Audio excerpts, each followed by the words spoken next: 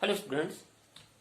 तो आज हम दो क्वेश्चन देखने वाले हैं। फ्रैक्शन के ऊपर आधारित दो क्वेश्चन। ये दो क्वेश्चन आपके एग्जाम में बहुत ही इंपॉर्टेंट होते हैं, कई बार क्वेश्चन आते हैं। देखिए क्या दिया गया है। दो संख्याओं का योग 29 है।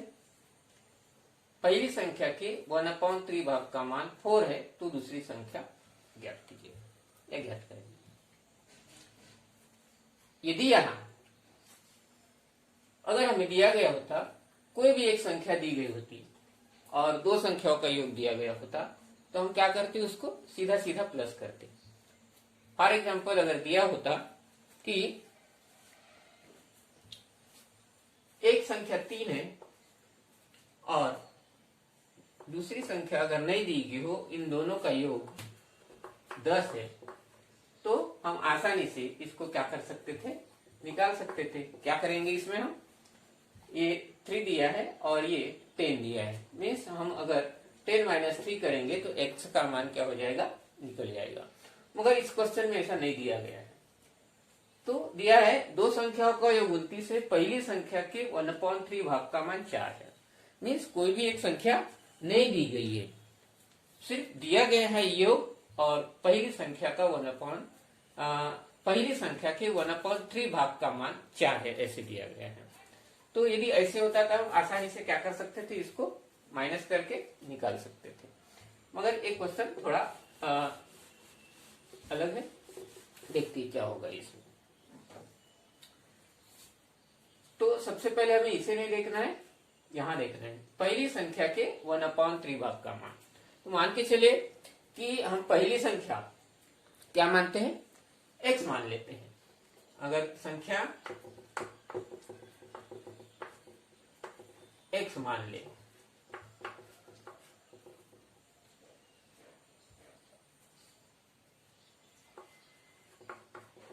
x मान ले, तो क्या होगा, पहली संख्या के 1/3 भाग, तो पहली संख्या का 1/3 भाग, इसका 1/3 भाग क्या होगा, जहां भी का दिया लिखो 1/3 भाग का मान या संख्या के 1/3 भाग का मान। तो जहां पर भी का दिया होता है हम क्या करते हैं, उसको मल्टीप्लाई करते हैं। क्या करते हैं, मल्टीप्लाई, के या का। तो इसका 1/3 भाग मीन्स क्या होगा, यहाँ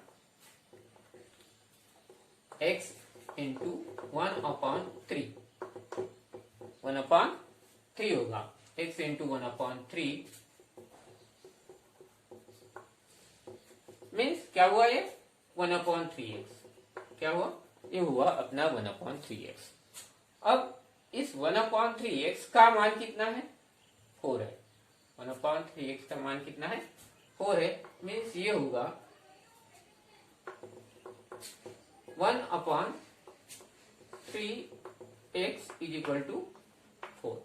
1/3x इज इक्वल टू 4। अब हम ऐसी स्थिति में क्या करते हैं, इसका और इसका क्या होगा, क्रॉस मल्टीप्लीकेशन होगा। Means x is equal to कितना आएगा, x is equal to x is equal to क्या होगा, 3 4 जा 12, 3 4 जा 12। तो वह हमने क्या लिया था, वह संख्या क्या है, x। मीन्स वह संख्या क्या निकली, 12 निकली। अब 12 निकली। अब यहाँ क्या होगा, क्या दिया है, दो संख्याओं का योग 29 है।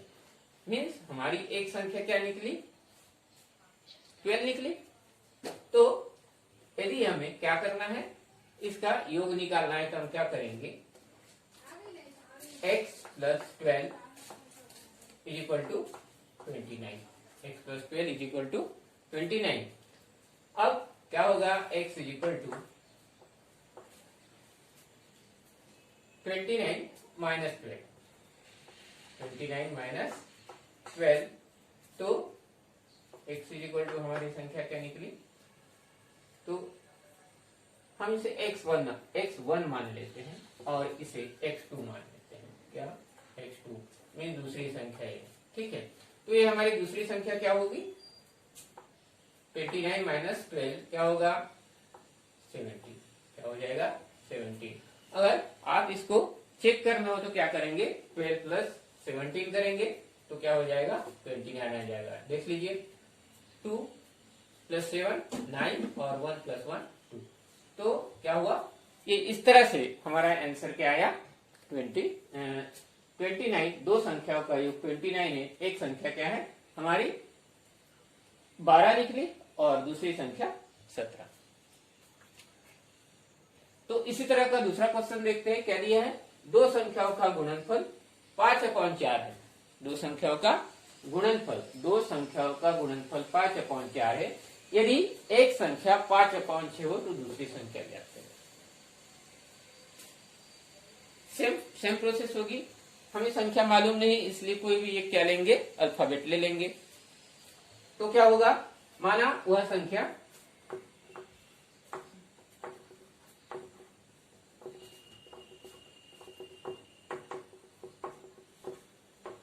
x मान लेते हैं, ठीक है।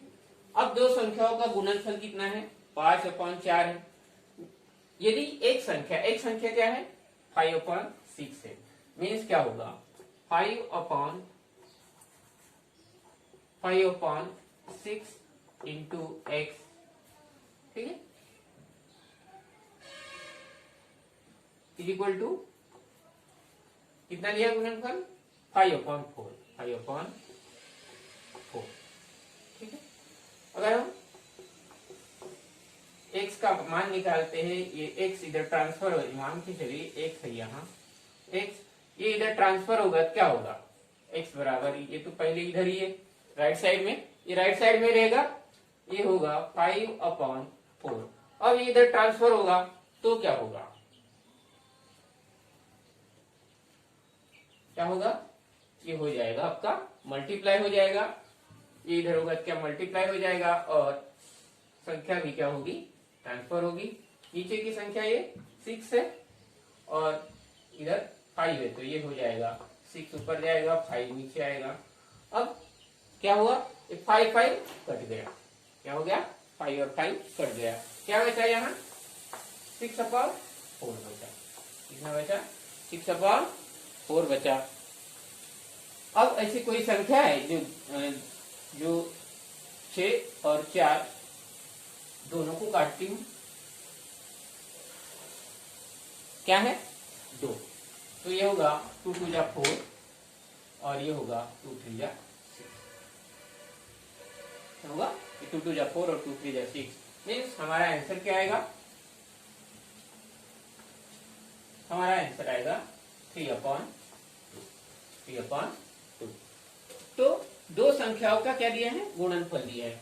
चलिए अगर दो संख्याओं का 3/2 और दूसरी संख्या क्या है 5/6, इनका गुणनफल कितना दिया है 5/4 दिया है। तो ये संख्या होगी आपकी 3/2।